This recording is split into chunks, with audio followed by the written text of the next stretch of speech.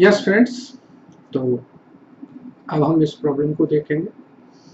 A company just installed a machine model A for the manufacture of new product at capital cost of 1 lakh. The annual operating costs are estimated rupees 50,000 excluding depreciation, and these costs are estimated on the basis of annual volume of 1 lakh unit of production. The fixed cost at this volume of 1 lakh unit of output will amount to rupees 4 lakh per annum. The selling price is 5 rupees per unit. The machine has a 5-year life with no residual value. The company has now come across another machine called supermodel. अब नई machine है वो क्या कर रही है देख लीजिए, which is capable of giving the same volume of production at an estimated annual averaging operating cost of 30,000 exclusive of depreciation. The fixed cost, however, will remain the same in value. The machine also have 5 years life. मतलब जो पुरानी machine है उसकी भी 5 year life है, नई machine की भी 5 year life. Okay,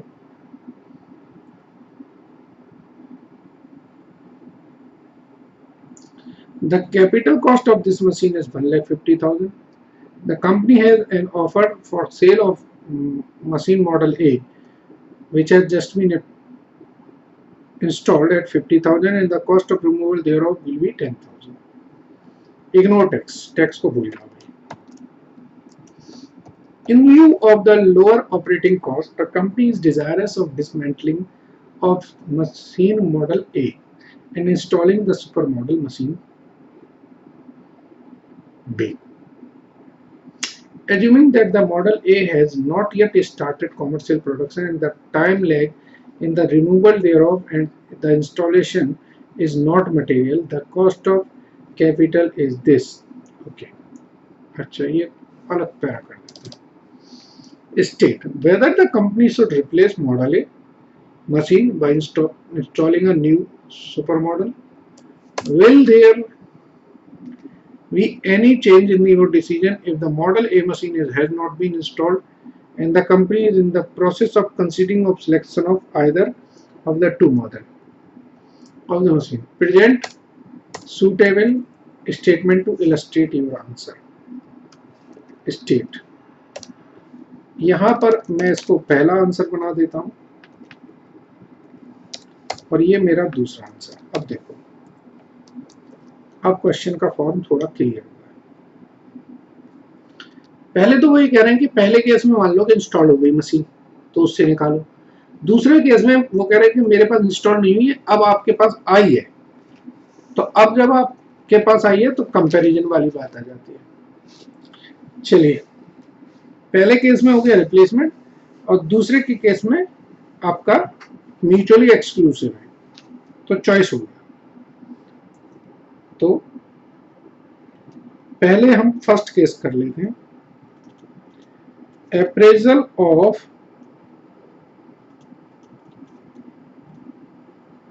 replacement decision. Replacement decision का मतलब है सुपर मॉडल को लाएं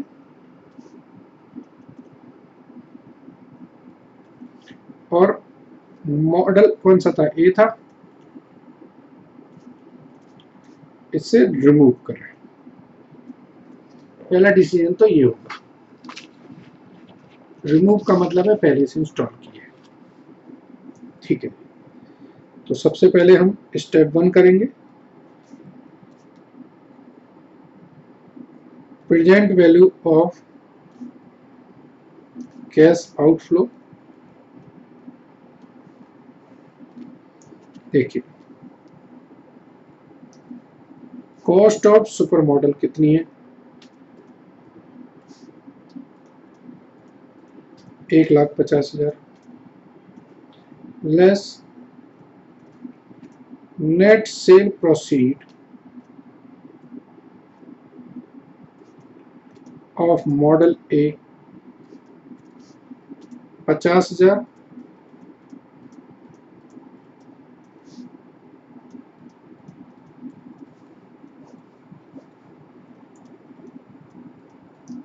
तो ये हमारा 1,10,000 आ गया नेट इन्वेस्टमेंट जो हमें चाहिए। अब हम स्टेप 2 की बात करते हैं। स्टेप 2 में हम देखेंगे कि हमारी इनफ्लोज कितनी है, इंक्रीमेंटल इनफ्लोज कितनी है।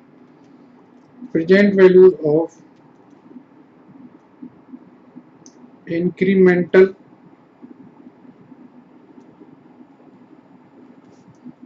Operating cash inflows. ठीक है, तो देखिए ये हमारा मॉडल ए है, ये हमारा सुपर मॉडल है। तो हमारा इंक्रीमेंटल क्या होगा वो हम निकल आएगा।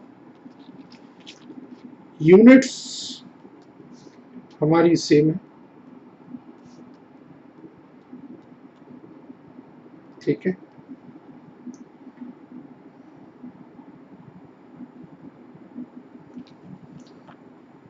अब हमारी देखिए यूनिट सेम है,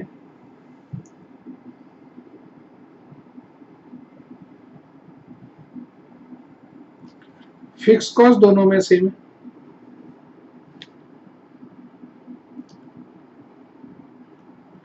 ऑपरेटिंग कॉस्ट में मेरा फायदा हो रहा है, यहाँ पर ऑपरेटिंग कॉस्ट मेरी 50,000 है और यहाँ पर मेरी ऑपरेटिंग कॉस्ट है 30,000 रुपये। तो मैं सिर्फ ऑपरेटिंग कॉस्ट लिखूंगा ना,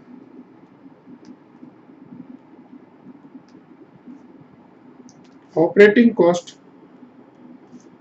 यहाँ 50,000 है, यहाँ 30,000 है, तो ये मेरी 20,000 रुपये, ठीक है ना। तो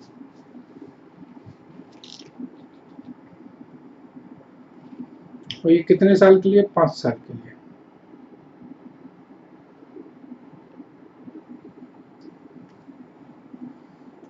एन्युटी फैक्टर फॉर 5 ईयर। कितना रेट ऑफ इंटरेस्ट इन्होंने रखा है, दिया होगा इन्होंने कहीं पर 14% पे, 14%। ये मेरा 3.433।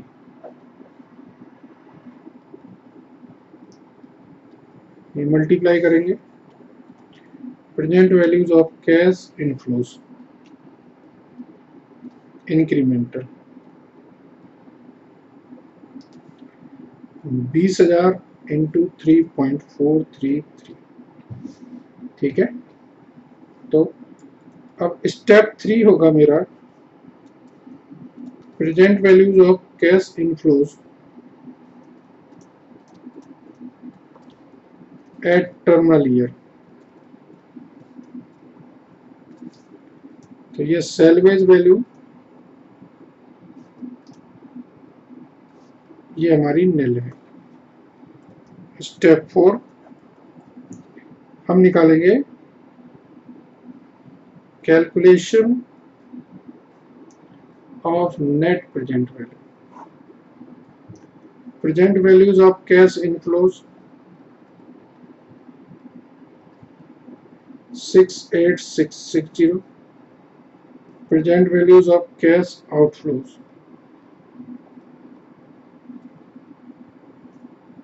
1,10,000।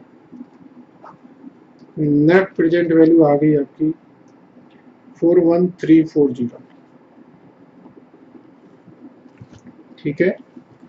डिसीजन आपको बोलने की जरूरत नहीं है, आप समझ गए। So it is not advisable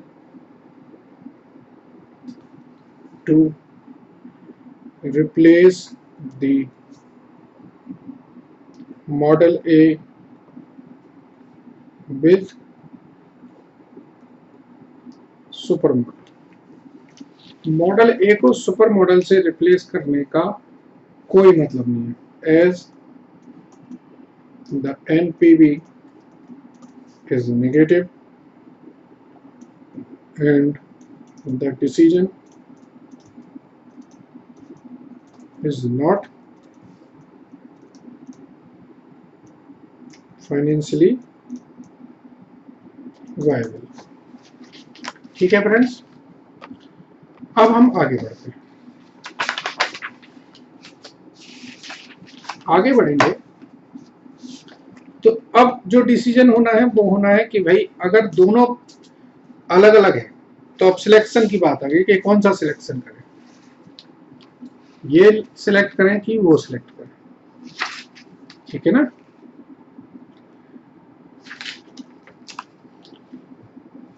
क्योंकि अभी इन्होंने कहा इंस्टॉल नहीं करी है, तो अगर जब इंस्टॉल नहीं करेंगे तो फिर हमारे लिए चॉइस आ गई अब सिलेक्शन की। तो हम लिखेंगे अप्रेजल ऑफ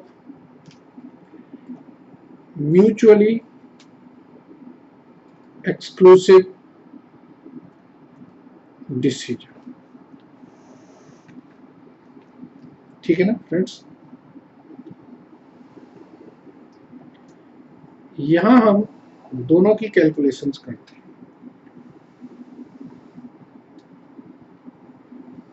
यहाँ पर्टिकुलर लिखेंगे और यहाँ पर लिखेंगे हम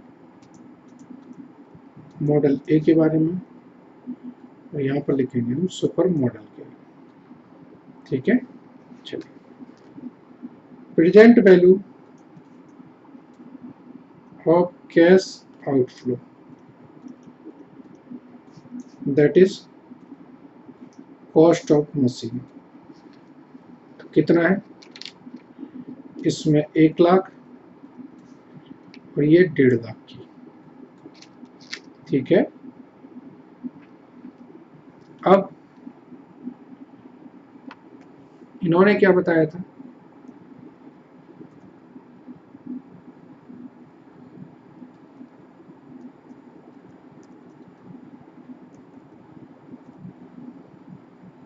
कैश फ्लो की कैलकुलेशन करनी है हमें। तो ये तो फर्स्ट हुआ, present value of cash inflows. ठीक है, तो यूनिट्स कितनी होगी, यूनिट दोनों ही केसेस में 1 लाख होगी। तो सेल 5 लाख,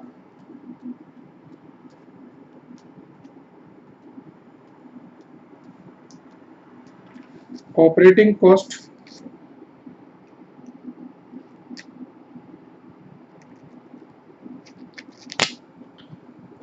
कॉस्ट हमारी यहाँ 50,000 है,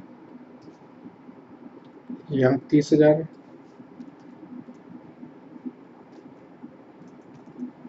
फिक्स कॉस्ट दोनों ही केसेस में 4-4 लाख रुपए है। ठीक है ना, अच्छा डेप्रीशिएशन का क्या है, फिर डेप्रीशिएशन और देख लें, दिया है क्वेश्चन में कुछ। The company has just installed this excluding depreciation है, and these costs are estimated on this. The fixed cost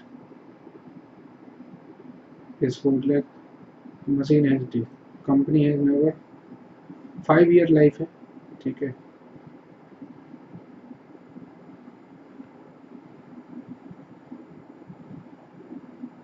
okay चलिए, अगर इग्नोर टैक्स है तो profit after tax and profit before tax बिल्कुल सेम रहेगा। तो डेप्रीशिएशन की कैलकुलेशन करने की जरूरत नहीं थी, बट हम कर रहे हैं।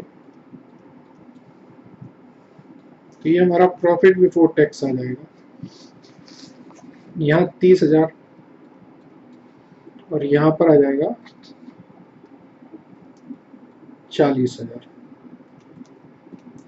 टैक्स हमारा कुछ है नहीं, तो प्रॉफिट आफ्टर टैक्स हमारा सेम रहेगा। Cash flow after tax depreciation के बाद हमारा सेम आ जाएगा। ठीक है friends, PV factors for 5 years 3.433 3.433। तो present values of cash inflow 171,650 240 310। ठीक है friends, present value of cash inflows at 6th year, sorry 5th year. यहाँ पर सेल्वेज वैल्यू दोनों इसकी कितनी है,